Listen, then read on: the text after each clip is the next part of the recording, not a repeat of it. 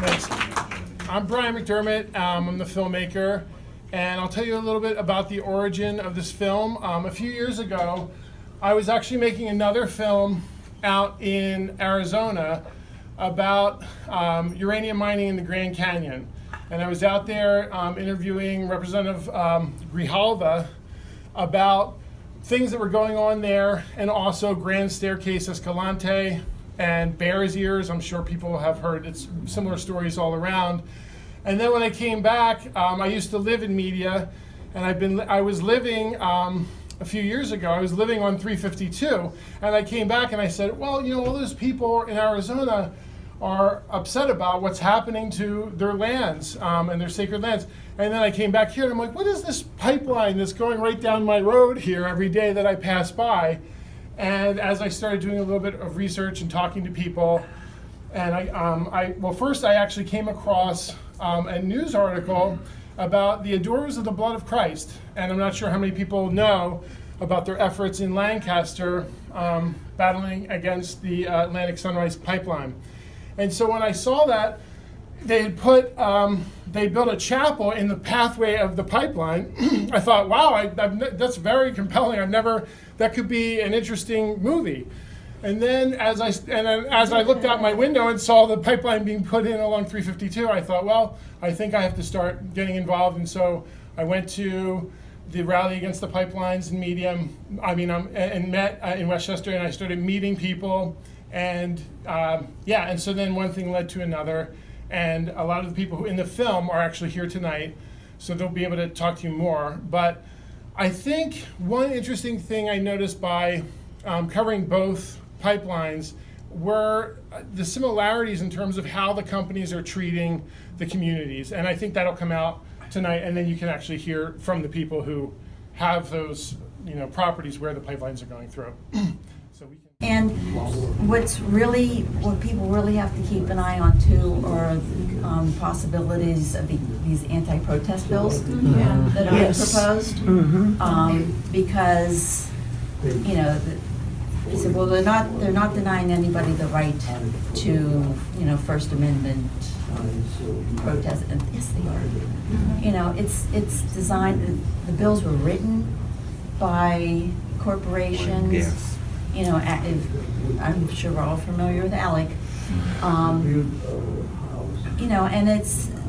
And they're putting these things through not to protect the constituents of the state, not to protect the people, it's to protect the corporate interests. I'm going to piggyback on that because we have a community that we should have had before, but we didn't know that we had so many like-minded people around, and so I feel like there is beauty that's come out of this because we found a family that we didn't have before, and it's been powerful to be a part of that. And that's a great gift. The shame of all of it is that the industry still has the power to do what they want on our properties. Sister Bernice brought me to tears. I should tell you that they're in the process of building a solar farm right next to the pipeline. And that solar farm is going to provide energy for St. Anne's Home that they are affiliated with, that's on their property. And I feel like now Lancaster Against Pipelines isn't fighting this pipeline, it's in the ground and gas is flowing through it and has been for a year. So what are we going to do? Well, we're going to continue to push back against the industry and try and break the power the industry has in Harrisburg, because that power it has continues to destroy the beauty of Pennsylvania and the lives of so many people we know and love. Like these people have become my family. We work on this nonstop. Sometimes it's hard. I mean, it's I know of marriages that have struggled over it. My children, our boys are 23 and 25, but I look at my friend Eve there. She has 2 little girls. I know my good friend Danielle Friel-Otten, we got her elected to the State House, but she's making sacrifices that she didn't expect to make, and she has 2 little kids, and those days are precious. So people are taking precious time away for this because it's so important. But yeah, I do not want this, but it's too important to stop. Plastic is so bad that there are several floating plastic islands in the Pacific and in the Indonesian Ocean. It's the size of Texas, or the size, another source says, the size of France. Now, a young Dutchman on his own built a ship to collect this stuff.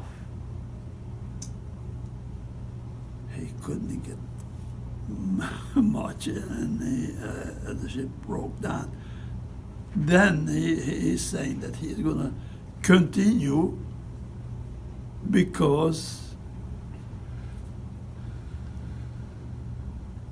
if we would start to collect the plastic in the oceans today with 50 boats, it would take 50 years to do what's already in the oceans. Right.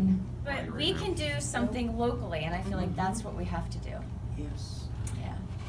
So in, I don't, maybe you all know this, but in Pennsylvania, they, with the last budget, at about the same time, they passed a ban on municipalities passing a ban on plastics.